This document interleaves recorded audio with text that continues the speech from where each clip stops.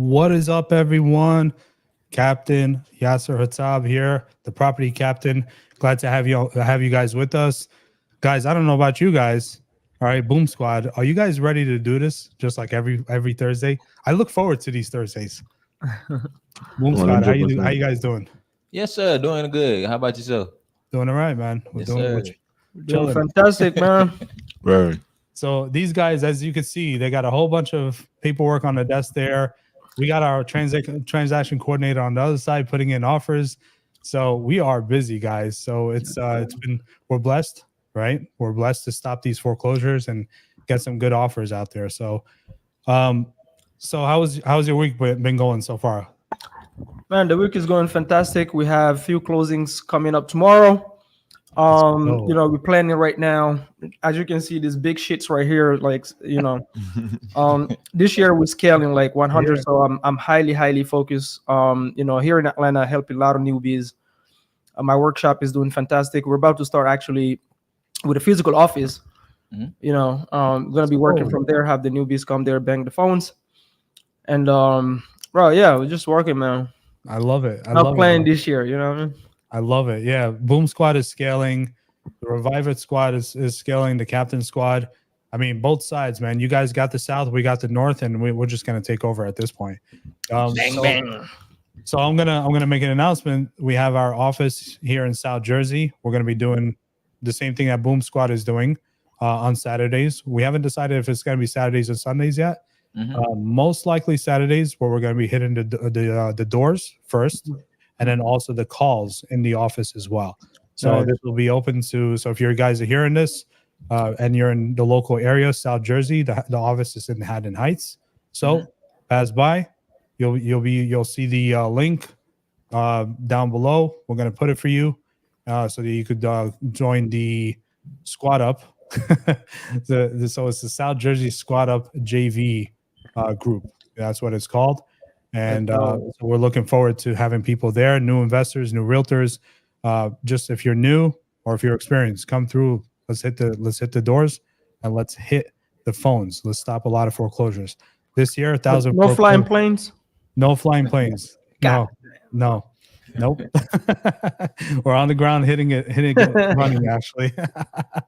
So. Yeah, that's awesome, man. It's good to hear that you guys are doing the office as well. And obviously you guys have been doing, if you are down in Atlanta and you're not going to the Saturday workshop with the Boom Squad, you are losing out. You already lost, actually. You're not even losing. You're in the past tense. You lost. So go join these guys, learn how to do the calls and learn how to talk to sellers in foreclosure, which is the topic of today. How are we going to talk to them, right? So yesterday we covered, last week we covered, where to get the data, all right, where to find these people. This week, and I told you guys, you don't want to miss this live today. We're going to talk about how to talk to these people, all right? Mama do you go in and just say, hey, let's see Mr. Blow, actually. Mr. Blow, you want to be like, yo, you want to sell your house? Yes, sir. What do you do, bro? It's pretty simple, just depending on kind of if you're making the first contact or not. But I mean, a lot of times you got to realize these people are in distress. You don't want to sound like everybody when you get on the phone. So a lot of the times when we're first making initial contact with the pre-foreclosure, the people in pre-foreclosure, very first thing we're doing is just kind of making sure they're not working with anybody else and making sure that they actually started going and exploring their options to actually stop the auction. So I love it. Yes, sir. It. So value first, right? First. Always value first. You can't come in for the sale if you don't know anything. So. Right, exactly. So, so you're not pitching them with the whole, hey, we buy houses and we pay cash, closing in 30 days, fast, all that crap. No, sir. Like before you can, no, sir. If you do that, you're gonna get cut off for sure. I mean, the very first time we were even getting on the phone with them, we're immediately asking them, hey, listen, what have you guys done to even get the auction postponed? 9 times out of 10, you getting these people are natural procrastinators, so a lot of times they haven't done anything. Right. And we talked about, obviously the 5 stages of grief and what they're going through, right? They might be in denial, so they're procrastinators because they're scared, first of all, right? 100%. So we need to be able to be compassionate enough and empathetic enough to realize that they have an avalanche on their head right now, and you want to be the person that removes it, right? And helps them Agree. stress, right? Mhm. So that's cool. So as far as what about Mr. Doorknock King? I'm gonna call you Doorknock King. Who is that? You already know who it is, bro. Yeah, for the most part, whenever we make the initial contact, I always just make the introduction, not too much of anything, but kind of just warm up yourself to the seller, let them know that we're there for help and nothing outside of that. But I always try to keep them inside the property first and get a little bit of information. And in the event that them can't stay inside of the property, we always position ourselves to be the second option, where them don't lose everything and avoid that foreclosure from eating the credit, right, Mamadou? 100%. Yeah, so that's the approach. I love it. I love it. And that's exactly what what we do up here as well. Actually, tomorrow we got a new door knocker that's joining the team. He's brand new. Not to door knocking, he's brand new to door knocking foreclosures, but he is an experienced door knocker from solar panels and all that. And so it's a little bit different though, right? Selling with solar panels, you trying to have either of you guys try to sell something like on the spot, any sales positions where you had to close the deal on the first call? On the pre-foreclosure? Oh, no, on just regular sales. Let's say if I was to try to sell you this iPhone and I'm trying to close you on the first call, right? But, yeah. That's like walking up to a girl at the bar and saying, "Hey, let's get in the room, right? Hi, can I take you to the room upstairs?" Like, bro, what's your name? Weirdo. The same thing, right? Like, yeah, like sales, you can really like bring it down to sales is a relationship, right? So you can always relate sales to a relationship between a guy and a girl. Is the same exact thing. So like, you don't want to sound creepy. You don't want to throw people off. And depending the kind of leads, you actually not depending. Let me take that back. It doesn't matter if you call in agents, pre-foreclosures, sellers, is the same exact process. Correct. We're not in the real estate business. We're in the people business, right? So you have to be able to show these people that, hey, number one, you're looking for people obviously that have a reason to sell, a motivation. But when you identify that, you have to show these people that you actually do care, especially with pre-foreclosures, like walking on eggshells. You got to show them that you absolutely, genuinely care. You don't have a problem, advising them if keeping the property is what they want. Which most of them, that's like that's like that wall that they use at first, as soon as they hear your tone. Of course, they really don't want to, but it's just like they're getting so many calls, and that's the pitch they give. No, I want to keep my house, right? So it's the follow-up. But showing them genuinely, hey, it doesn't matter if you want to keep it, I'll advise you, and then I'll be a plan B if all these plan A's doesn't work. There's 12 different plan A's for you to keep your home. And, so it takes, on average, it takes like 2 to 3 calls really to like, break the ice, show these people that you're genuine, you know what I mean? They're not going to trust you on that first call. But if you just go in and go, hey, I'm a local real estate investor, are you looking to sell? Obviously, that doesn't make any sense, right? So it's just, I think people give up too quick because they're like, well, every pre-foreclosure seller I call, they want to keep. If you were in pre-foreclosure, you'd probably be looking to do the same. I mean, think about it, from their point of view, working with these people day in and day out. I mean, we're dealing with a handful of them right now that, they all said the same thing in the beginning. Oh, I want to keep the house. I want to keep the house. And rightfully so, right? They have spent their entire life savings getting into this house. They have raised their kids in these houses sometimes, right? So they're emotionally tied, right? And so that's why, and this is an ode to, my guy, Max Jimenez. So I'm going to shout him out. If you're not following Max, go to Max Jimenez, one of the best sales trainers out there. He always talks about that house, saying that house, like, hey, why are you considering selling that house versus your house? So he moves the emotional element out of it, and what with people like in foreclosures, they're usually emotionally tied to the house, and we actually point it out too sometimes, like, I'll even say it, I'll label it, I'll say, hey, it sounds like you're emotionally attached to the house, right? And it's an obvious, you got to be crazy not to agree with that statement, no, I don't care about this house, but we have people that do that sometimes. I had one in North Jersey yesterday, actually, and she's, she got locked up under a contract. They started shopping a contract around. Never told her they were going to wholesale. Another wholesaler, huh? And all of a sudden they were telling her, hey, by the way, you need to clear out some of the rooms because she had storage. She went through probate, went through foreclosure, and they're telling her, hey, you need to clear out one of the rooms so that our partners can come and take a look at it. It's like, yo, what? Wait, hold up. You didn't tell me there was no partners now, you know? Yeah. So be transparent with people, be upfront, you know, and be kind, you know. Right. Kindness gets you a long way. We're working on one right now in Texas where, you know, we're really helping this family out. It's a divorce. Right? We talked about this a couple of weeks ago. 100%. Divorce is usually one of the top ones paired up with foreclosure. Sure enough, that's what's happening right now. They have an auction right around the corner, and we're sending in an offer to stop the foreclosure. Right. But there's multiple offers coming in, and it really comes down to not just the numbers. I mean, the numbers are like a hair thin difference. You know, it's not much difference, but they're going with us because they like our rapport. They see we have built so much rapport with them.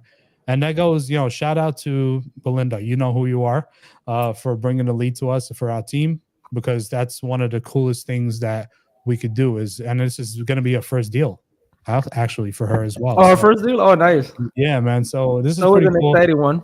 So if you're experiencing this stuff, guys, you know, don't handle it by yourself. We keep on saying this day in and day out, right, Mamadou? Every single week.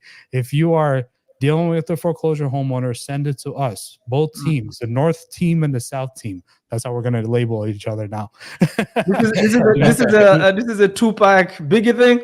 Because I'm taking Tupac all day. Yeah, well, you know, I am a Biggie guy because I'm from Brooklyn. So how you doing? I'm just kidding. So yeah, and it really comes down to just value, guys. You know, it really comes down to just solving people's problems. Sometimes here's the cool part, and my team learned something like this week. We're working on one where we found out that the value wasn't really the money; it was the convenience part.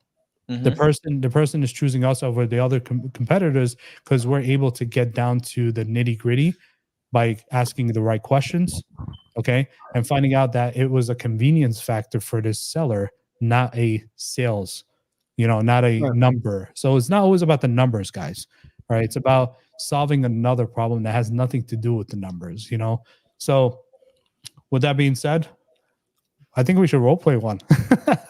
Yeah, absolutely. So it's funny, right? Because yesterday? So I posted a seller call that I have. So a newbie, part of our boom squad, he sent me a very difficult seller that is super aggressive on the phone.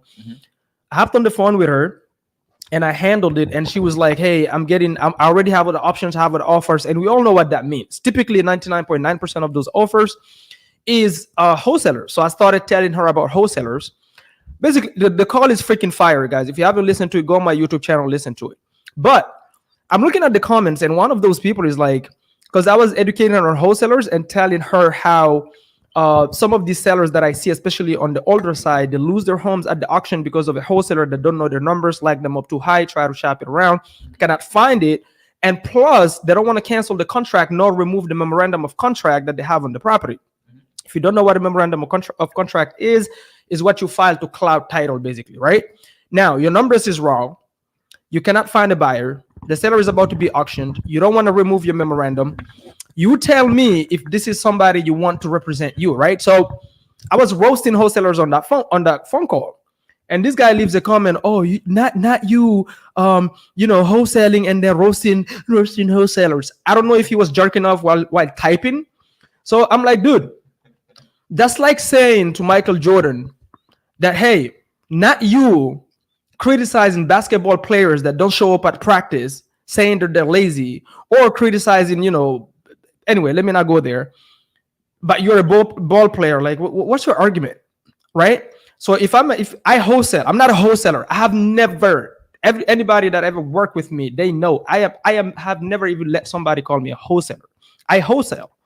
But I'm not a wholesaler. I'm a real estate investor. I'm on the HUD. I can show you HUD with my name on it. But if you know what I mean, so I know what that feels like. That's number one. Number two, if you're unethical, you deserve to be roasted live. You're lucky I didn't call the guy out by name. All right. So all of you out there that cry about me and you roasting wholesalers, shut up. You need to be ethical. You need to be straightforward with the sellers. Stop making up bullshit like, I've done 100 deals when you have never closed a deal. It is a lie.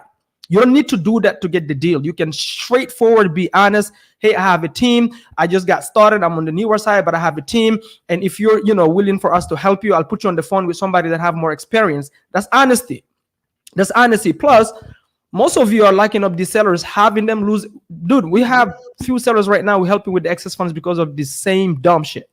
Right? So you're trying to pay your rent and you put somebody's life in jeopardy because you need to pay your damn rent, right? Yeah. So most of you is because you don't want a JV. You feel like because you found a lead, you deserve all the funds, even though you don't know what you're doing. So you're willing to gamble with somebody else's life. Like that's crazy. Like, it literally pisses me off.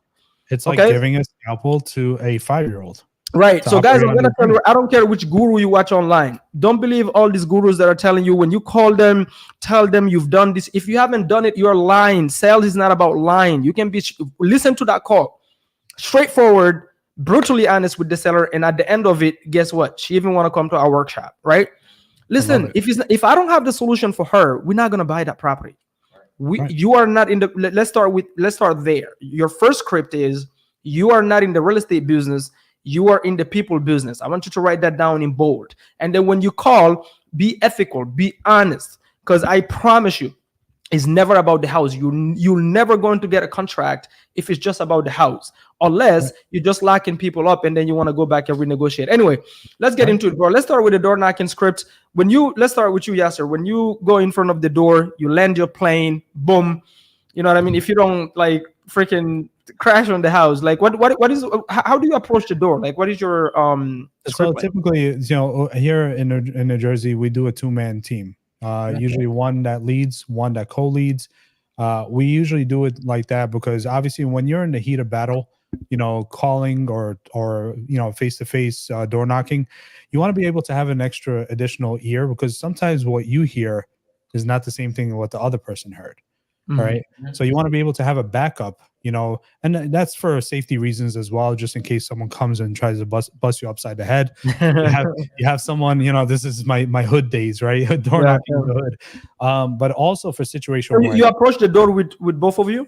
Yeah, with both of us. Yeah, typically with both of us. And I have to say this, I feel like it's my obligation to say it after 22 years. If you're a female, don't door knock by yourself. All right. If you're a small man, don't door knock by yourself. Right? Definitely not. I'm a big dude. I'm 280 pounds, and I still go with partners. All right, because it doesn't matter how big you are. The point is that you want to go with 2 people.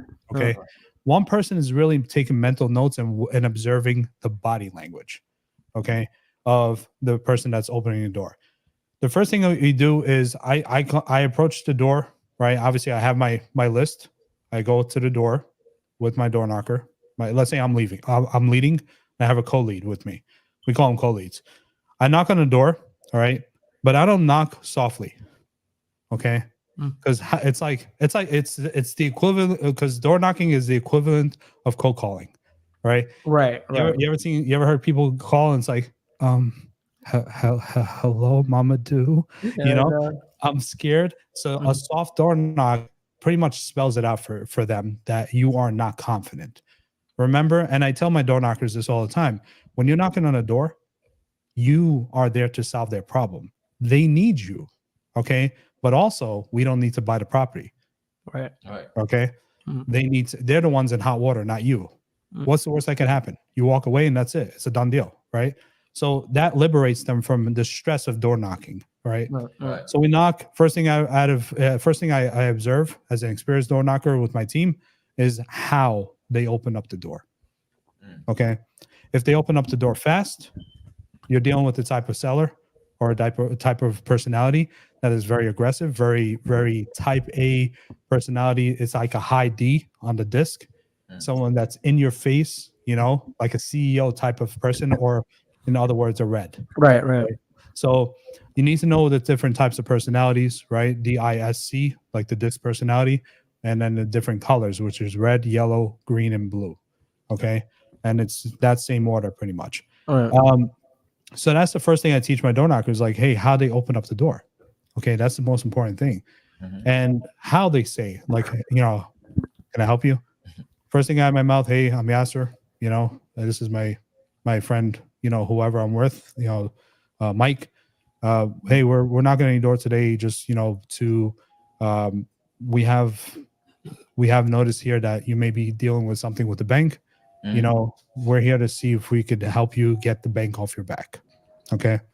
We help people that are dealing with the bank. You could do it different variations, right? But the point is that you get the point across that, hey, we deal with people that are in hot water with the bank or dealing with the bank, and we get them off their back, and we figure out options to get the bank off the back. After that, usually it's going to be one or two ways. And these guys know it very well from knocking all the doors. Either, oh, what the heck are you talking about? I don't have a foreclosure, which is usually a lie, because they're holding their cards high. Or the other one, which is, oh, we got it handled. All right. Most amateur door knockers, and I've seen this, and it's so heartbreaking to see, they turn around and they walk away. Oh, okay, good. Sounds good. See ya. Thank you. See ya. It's like they wonder why the property went to auction, right? Right. So typically, I do an immediate follow-up question with that is, hey, what are you doing to, hey, that's great. And I get excited for them. I'm like, hey, that's great news. I help a lot of families out, my partner and I here, and I could use something that you share with me today to help another family out down the line. All right. With that being said, what are just curious, what are you doing to mitigate the situation? Or what are you doing to solve the issue? Or what are they doing to help you out?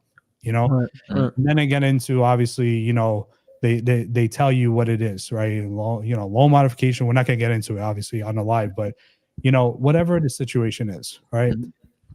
Throughout the whole time, and this is where the if you guys ever seen like the pendulum, right? When you take a yarn or a string with the ball at the end and you let it go, right? It goes like that, right? So what you want to do is kind of be behind them on the pendulum. Okay, so that you're not in front of them leading the conversation, but you're not too far behind where they're controlling the conversation. Okay, so that's typically what I do. I kind of see and I start mimicking, and I start going towards how they talk. So if they're talking fast, I talk fast with them, right? If they're talking slower, more relaxed, I do the same thing, right? And that all starts with how they open up the door. Right. So that and that's the cool part about door knocking, because you have the body language. On phone calls, that's tougher, right? Because your body language on phone calls is what? Your tonality, right? Yeah. So after that, that's when you start getting into, and I always dummy up, and if anybody that follows the Sandler's, system, dummying up is like, hey, educate me, and you want to always, never want to come across as someone who knows it all. All right. Right. No one likes to know it all, unless someone does here. So I always say, even though I know where they're at, I even know their mortgage balance sometimes, right? Their mortgage balance, who their names are, who their kids are sometimes. But I never say that. I always say, I always ask like, questions like, hey, how far behind are you? What are you doing to mitigate it? How far along is that in that process are you? And then when, let's say they're talking about a loan modification, that's when I come in and say, oh, how far along are you in the loan modification? Because my experience with my team typically takes 3 months. And if they say something along the lines of 6 or 7 or 10 months, which we have all the time because of the scams, then we start educating, because rapport and trust is built on education, right? And education comes from your confidence, which comes from your learning what you need to say, right? And the programs and all that stuff. So without getting, further into detail, I just consistently ask follow-up questions that, I want them to educate me, and I put them in a position where they know more than me, so help me understand what you're doing, how far along in the process are you? Wow, that's strange, because typically the loan modifications don't take more than 3 months. The most I've seen is maybe 4 or 5 months. And you're here at 6 months. What do you think is going on? And I that's a dummy up question. So because I want them to start, I'm planting seeds of doubt, right? Throughout the whole process. We use props, right? So we take out, we have a pamphlet that shows pretty much like, all the different ways to stop a foreclosure. And it's almost like a checklist pretty much, and it shows like, here, have you tried to pay off the arrears? And then we go through it. Hey, if you have, and then I take permission. Hey, if you have 5 minutes, and I see if I have a very approachable person, I'm like, hey, if you take, do you have 5 minutes of your time? I'll show you, just walk through the options and see what could work for you, because every case is different. And, and then I put a third party story. When I'm going through the options, I'm like, oh yeah, this one actually helped another family out, but I'm not sure if it's going to work for you. So let's go through the options, and then boom. Sometimes, most of the time, they invite you in. Most of the time, you're going to be sitting on a dining room table, smelling all the cooking and the good rice and the Jamaican jerk chicken and all that, and then you just kind of go through all the options pretty much. So, and then from there, if you're an amateur door knocker, meaning you're brand new, then at that point you would want to secure the number so that you're we call them foreclosure experts or foreclosure consultants, which is AKA acquisitions. They're the ones who are going to be talking to them about the other options and stuff. So that's kind of in the gist without taking up all the time. So what's the average amount of time you guys spend with a seller on the first contact like that? Like, because I'm assuming you knock how many doors per day? It's typically like in a 3 hour period. We want to go 3 to 4 hour period. Depending on how many conversations we have, you want to shoot for like 15 to 20, just to kind of like be safe. I've knocked 30, but I've also knocked 10. But 10, it was 10 conversations. You see what I mean? So it's kind of hard to put a number to it, but you want to shoot for 15 to 20 in a 3 to 4 hour period, from my experience. And that's with at least like 1 or 2 appointments set. Okay. Yeah. Right. And do you have the amount of time that you're looking to not spend more? Let's say you at every appointment, if I'm really strapped by time, I'm a talker, bro. I could, I could be there out there all day because I want to help people out. But if you're tight on time, typically you don't want to spend more than 15, 20 minutes. So 15, 20 doors, 15 to 20 minutes. Got it. Kind of the ones that you get successful, because not all doors are going to be successful, right? So you got to think about it like that too. So the trick behind it too is that there's a lot of follow-up behind this too. A lot of people are not home, and we could talk about like when to knock and stuff like that. But typically, I don't say we don't teach our team. We buy houses. We don't. Matter of fact, what you see is what you get. Right? We don't wear any logos. We don't wear any slacks. If your door knocker is wearing slacks, they're gonna sell you something. And that's how I started. So that's where we're at with that. What about calls? Talk to them about calls, bro. What's your experience with the calls? In terms of calls, it honestly is the same thing in terms of what the sellers respond on the first call. Right. But I wanted Andrew to first give how he does they do their door knocking differently here in Atlanta, because everybody have a different approach. Yeah. Guys, if you don't know, this is Andrew Powell. Since he didn't introduce himself, best door knocker in Atlanta. You cannot find more consistent than this guy. Most of you, while you're shitting in your pants on your couch, is outside killing it.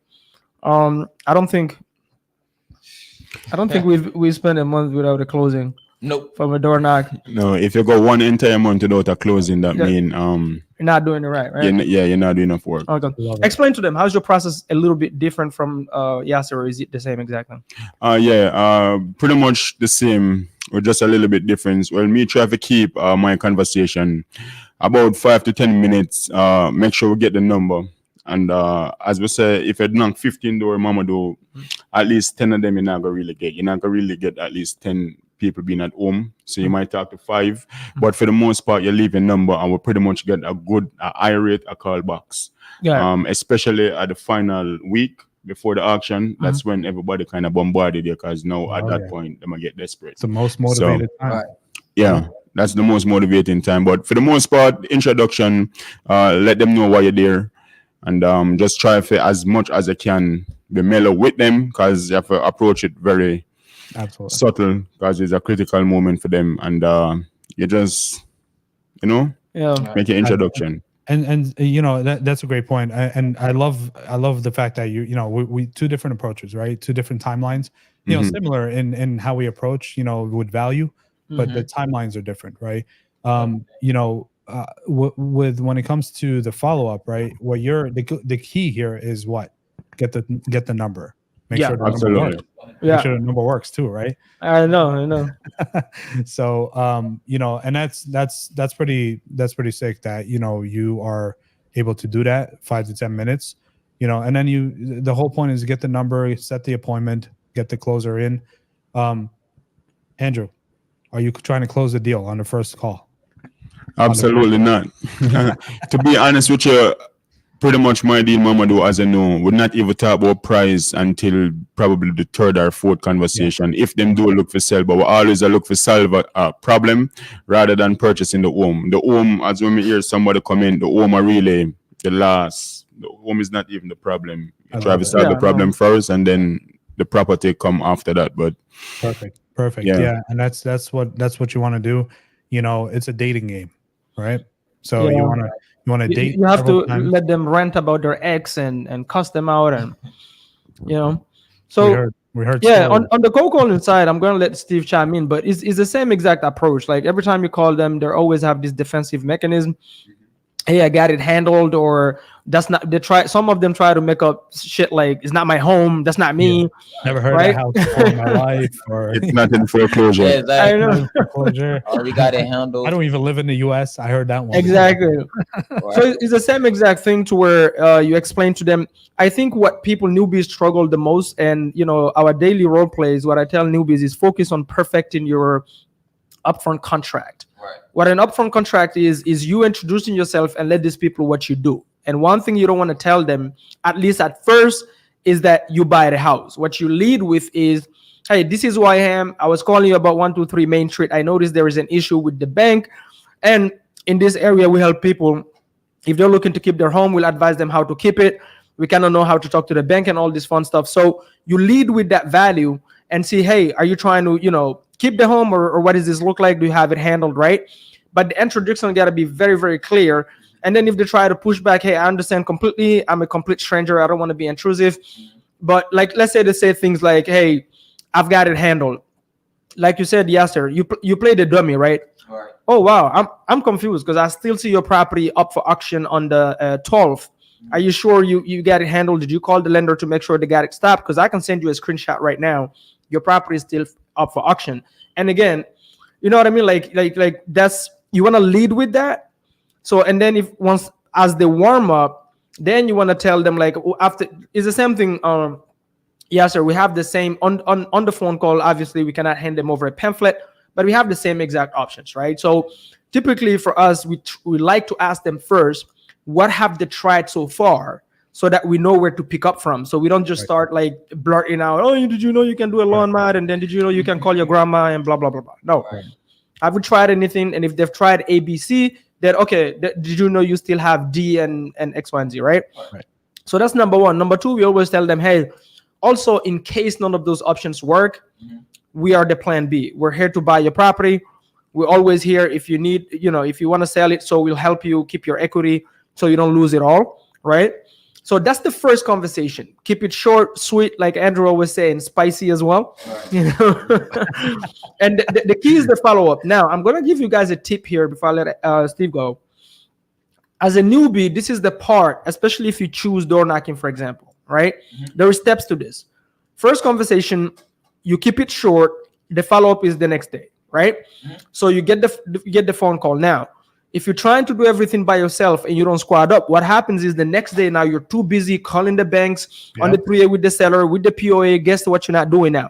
You're not door knocking. This is why it's so important to reach out to somebody that has a team that have been doing it so that they can have their in-house bank negotiator call the lenders and handle that so you can focus on door knocking more, because we are in the marketing business. Nothing else matters. Right. Changing your t-shirts doesn't matter.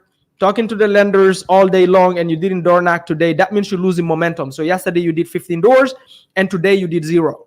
Right. You're losing momentum. Right. If you hand that over to somebody, now you can go focus on. So it's the same thing. Even if you have one potential deal, like earlier you told me that lady you're working with, that's our first deal. What happens with these newbies now, instead of going after new sellers Yep. and keep on hustling, what they're gonna do is Yasser is gonna become the seller. Yep. Yasser, what's happening with the deal? Hey Yasser, are we getting ready to close? Like, bro, you cold calling me instead of cold calling more sellers. Right. You're calling the wrong end. Does that make sense? Yeah. So guys, definitely, I highly advise Squad Up. It's really easy for all of you newbies that think everybody's a scam. Listen to me. In real estate, it's really easy to know who's a scam or not. Yep. If you reach out to somebody and they say they're doing deals, just ask them for the receipts. Nobody can lie to you in real estate. If you got scammed, you helped them scam you. You were part of the scam of being scammed. It's really simple. You're doing deals. I want to bring you my leads. Okay, fantastic. What is the last deal you've closed? I want to see a receipt. If they say they don't want to send it to you, just don't work with them. Don't work with them. Right. That's the thing. Like, if I send you 1 to 3 Main Street, it's easy to know if I own it, right? Like, you cannot fake the HUD. So people always like, yeah, but I don't know who to trust. You didn't know if you could trust your girlfriend to cheat on you when you started dating her. Right. Man, right? You're full of analogies today, bro. I love your analogies today, man. Right. You're like, I know, right? with the analogies, my guy. Analogies, bro. All right, let's go, bro. How do you approach this? What you got, Mr. Bro? Cold calling? Yeah, like yeah. What do you lead with? Again, we're leading with value. So again, when we first getting on the phone call, as they mentioned earlier, a lot of the times we don't even try to go in and look for a sale. Again, you got to identify opportunity and then be able to provide value to that opportunity. Lots of times when we're coming on the phone. So when we're first making that very first phone call, I'm literally, hey, listen, I understand that you probably getting a ton of phone calls, and a lot of these people are going and immediately pitching, hey, listen, we can buy your property. Instead of doing that, we completely get out that table. How are you guys, who's actually put themselves in a position to help you guys out of this situation? Right. Have you guys discussed with the lenders yet? Have they played a role in helping you guys get out of the situation? Have you explored a loan mod? Then from there, once we kind of identify that they've actually tried to go down some type of pathway, we just go through a process of elimination from that point. So pretty standard, pretty easy. Again, you guys don't try to create a problem. Right. Allow the problem to come to you. That's what we get paid for actually solving the problem, not creating problems. Right. I love that. That's the highlight of 100%. Today's live. Yeah, don't create the problem, solve the problem. Captain, where do they find your script? Because I know you have a badass script. Where do you have free scripts that you give to newbies? My script came from 22 years of experience. Hey, 22 years of doors being slammed in my face, bro. a lot of FUs. Damn, bro. Yeah. Listen, guys, it's easy. I'll tell you where to find your script. Like, really easy. It takes 1 minute. You go back to your Tinder account. And all the messages you've been sending, right? The ones that worked and you closed, I'm telling you. That's a script. Hey, that's your script. Oh. Okay. Can we label that the boom? Just scrape that data and put it on the script and just change the words, instead of saying, hey, Hottie, just say, Mr. Seller. I could tell you this from training a lot of salespeople, a lot of door knockers in my life. Usually the ones that give me the hardest time in learning how to do this are the people who actually have a lot of sales experience. Of course. And I don't know if you've experienced that, but the ego and the bad habits. We're not trying to close the deal. This is a discovery stage. All right. We're trying to figure out if, first of all, are we a good fit, like a puzzle? Right. 2, we're trying to figure out what is the big story. Like, our mentor, bro. Right, Mr. This guy right here, right? He talks about, paint the picture for me, right? That's what you're trying to do. You're trying to get them to paint the picture for you so that you could have all of the pictures so that you could finally figure out how to problem solve, right? And typically my percentage wise, 80 to 90% of information is more than enough for me to pull the trigger and solve the problem for them. I don't need to know every little detail. Right. I don't need to know what their kids ate in the morning. I don't care about that, But what I care about is just enough information to allow me to do my job with my team to solve this foreclosure and stop it. All right. So, and people, they overthink it, bro. It's like it's insane. Like, so one of the best things I could advise you guys to do, all right, if you're listening to this call right now, you're considering door knocking, you're considering talking to foreclosures, just be yourself. All right. Be yourself. Which is so tough for people, bro. That's the toughest thing you can ask people right now. Yeah, nobody could copy you, bro. There's only one of me, one of Mamadou, right? And one of Boom Squad. So, nobody could copy you, all right? So, but you could copy someone else, and that doesn't come across as very genuine. All right. So, with that being said, you know, some of the best things I've learned, you know, over the years is, again, be yourself. 2, no script. You know what I'm gonna say already. We've known each other too long. No script is the end all be all. All right. You know, you gotta have your bullet points that you know you want to cover during a door knock. My script changes every time. I don't have a standard. I know I have a flow, and I know I have certain points I need to hit. Like, what are you doing about it? You know, how long has this been going on? Right. But I don't have the wording like, oh, let me read word for word what I'm gonna say. I don't do that. You know, I'm holding the paper in front of me. You know, so I don't do that. Like a guy that door knocked me, he wanted to sell me, I think, his insurance or cameras, and this guy is just in front of me, like I could, like he's looking at me. He said one thing, then he touched his stomach, then I'm just like, I was testing him because I was already not interested. Then I let him go for 2 minutes. I'm like, huh? He's doing the Macarena. Yeah, you know? I said, bro, you gotta go back to your office and get trained. Like, your self-confidence is weak. And the whole reason you're touching your stomach is because your stomach is fat. I mean, I said it nicely, but I'm telling you, like, he was very. You know when you tell somebody's not comfortable in the skin. Yeah. Guys, sales. I'm sorry if you're not sexy in sales. Sorry, guys. It's not gonna work out. Your self-confidence is everything, right? Yeah. 100%. So your physicality plays a part. If you knock on my door and you look like you just came out of McDonald's, I don't want to talk to you, bro. You know. So with that being said, the point you were bringing up, Yasser, right? About people that are already saying, you know, I have sales experience and their ego. I get that a lot at my workshop. So for example, they'll come to me and say, hey, Mamadou, I'm dealing with this kind of lead. What do I do? I'll start telling them what to do, really simple steps, and they'll start arguing with me. Yeah, man, all the time, bro. And I'm like, okay, I've been door knocking to sell windows, or I've been door knocking to sell, you know, solar panels. I'm like, bro, if that shit have been working, you wouldn't be at my workshop. You at my workshop because that shit is not working. You're obviously not selling solar panels. If you were making over 6 figures right now, we wouldn't be talking. Right. And so you having experience actually in sales is a huge disadvantage, because the ego gets in your way. You think you know something. Now you're dealing with a different product. This is not solar panels, bro. We're not going there to sell. We're going there to buy. When you go to people with solar panels, like, you got to do the hard sell, the hard pitch, then blah, blah, blah. Anyway, if it was working, you wouldn't be at my door. That's the problem. People, I swear to God, like, people cannot just put their ego aside. You know, they're kind of looking at you like, yeah, but who are you to give me that? You know, that's what they're thinking in their head without even knowing. So newbies that came from sales background can be super annoying. So for you guys that don't have any sales background, actually, just know that's a huge advantage. Actually, you can keep your stuff simple. You're willing to listen. If somebody tell you do A, then you come back for B. Man, you guys are the best guys. Everybody else, if you're door knocking solar panel and you're trying to wholesale, that means that solar panel shit ain't working out. So you need to chill and put your ego on the side. I'm just saying. The differences are solar panel. You gotta get the sale on the first door knock, right? So that's one. You got pressure from your sales manager to get these sales done, right? How many invoices did you send? You know, or how many proposals did you send? And it's different in real estate. And whether you're cold calling, even if you're cold calling other lists like probates or whatever it is. I had a beautiful probate call. I think I'm going to actually post it on my YouTube. A beautiful probate call with my team yesterday. And it was a mess, bro.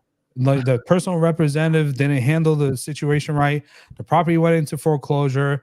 They started violating a whole bunch of legal stuff. And as a personal representative, that's crazy. You have a lot of legal obligation. And if you don't follow it, you can actually go to jail, all right? Because this is a legal document that you have to follow. So this person started tripping left and right and making all these mistakes and disregarding liens and foreclosure and all that stuff.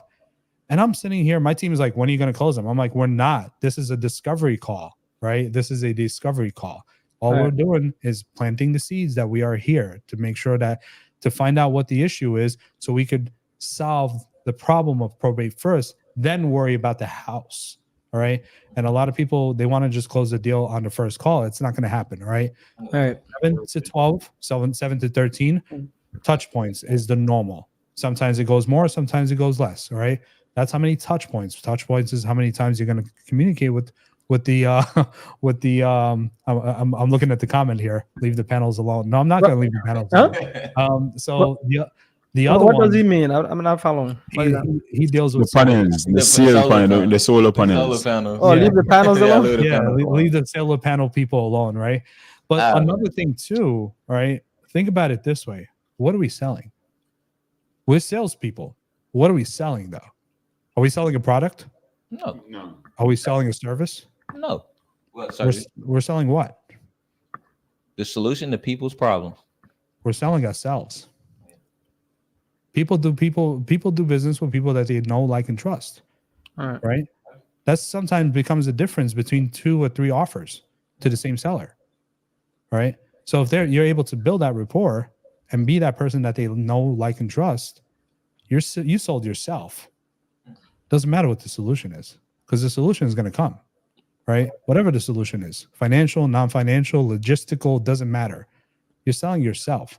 So a lot of people don't see what we do as real estate professionals is that really we are selling ourselves. Are we not selling ourselves right now on this live? Oh, you're always selling. You see what I mean? Always selling. So, ABS, right? Not automatic braking system, but, always be selling. You're selling yourself. That's what real estate is all about. That's what business is all about, right? But this business is different because you are selling yourself versus solar, where you're selling a proposal for them to install solar panels, or a service like an HVAC person, an HVAC technician selling their service to fix your HVAC, right? That it's different. So a lot of people get that mixed up. Essentially, as a buyer, we are the seller. Exactly. Is Ivan a door knocker in New Jersey? Ivan is a door knocker out in California. And I wish I had him on my team in New Jersey. Are you kidding me? What? I wish I had him on my team in New Jersey, but he's all the way on the West Coast. So Tupac land, Okay. He used to be a solar panel door knocker. Yeah, he's all about solar panels, man. He'll tell you all about solar panels. Wow, solar panel guys are freaking anyway. Love it. No, it's all good. Oh no, you really sell yourself for real, and we don't mean literally, but yeah, sell yourself. Yeah, exactly, and that's what it comes down to. So, cool. That's really it, guys. I think you guys get the point. If you're on the newer side, guys, honestly, I would find people, that do consistent role plays, and that's where you need to learn how to be able to pitch your bullet points. Right? The business is really simple. It's not easy. And if you're expecting it to be easy, I highly, highly recommend you keep your 9 to 5. Highly recommend. Keep your 9 to 5 if you have one, right? But it's really simple. If you're somebody who, is willing to listen. The other thing for me that I did, and we're going to end up with this, Yasser, you can tell me what you think as well. When I first started, for me, I decided to choose one mentor.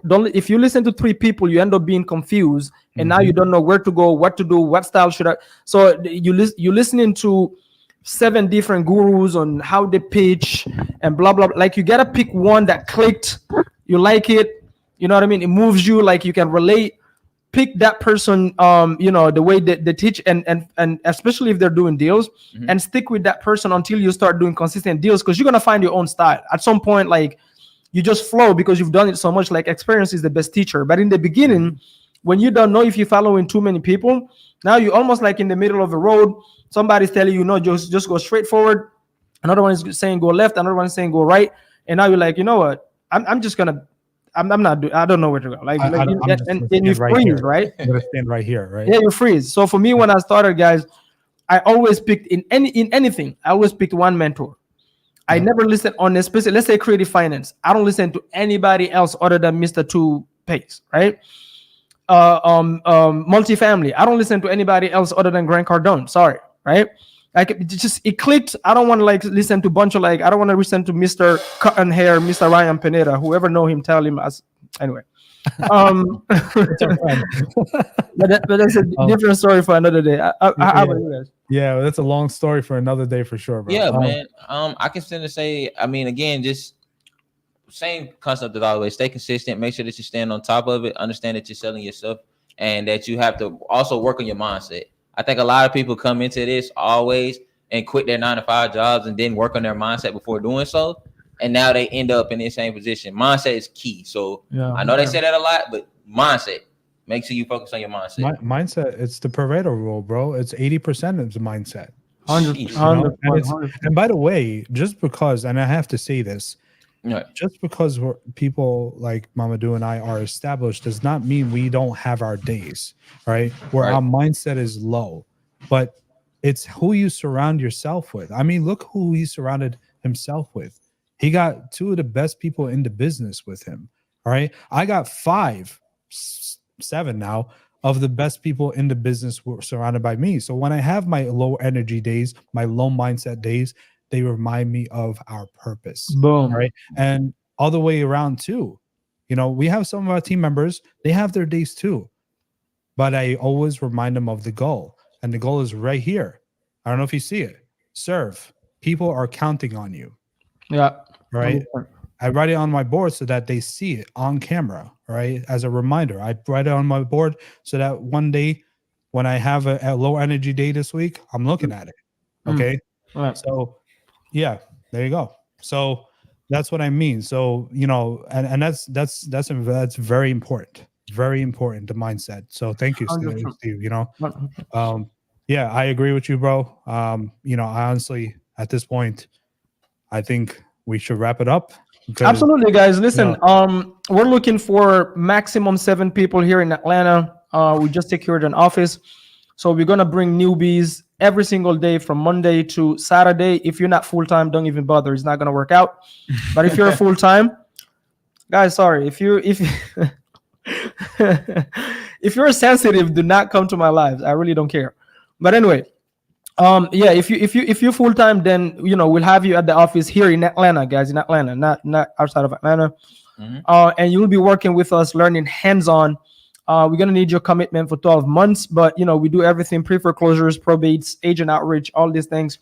We're absolutely crushing it over here. Now, we do it in other states as well, but in terms of my focus is the people that are local, because I find it's so tough to build a culture virtually. Yeah. So no longer interested. So 2024, guys, is the year for me personally, is the year of unapologetically being myself, unapologetically being extra loud in a good way, you know, uplifting people, and then having people around me that are uplifting me. I need absolute 0 people with excuses around me, 0 negativity, 0 negative energy around me. I don't care about your excuses. I grew up alone. I grew up in a refugee camp, didn't grow up with my family, lost my mom at a young age.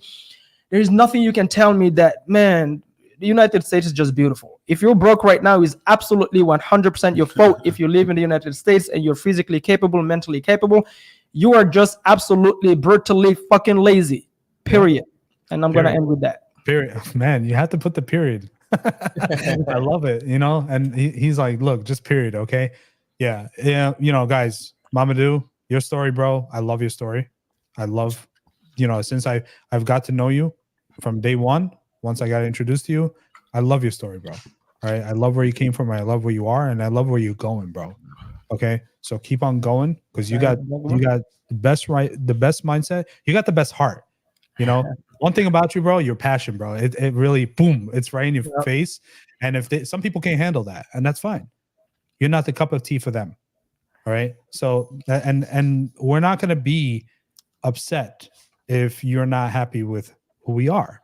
Right. Because we're going to attract like-minded people. Okay. My like-minded people is my team. All right. My partner here, who all we do is solve problems. You know, I wake up in the morning, I'm like, what problems are we going to solve today? Right. You know, and so the team knows this, and there you go. Because of that, there you go.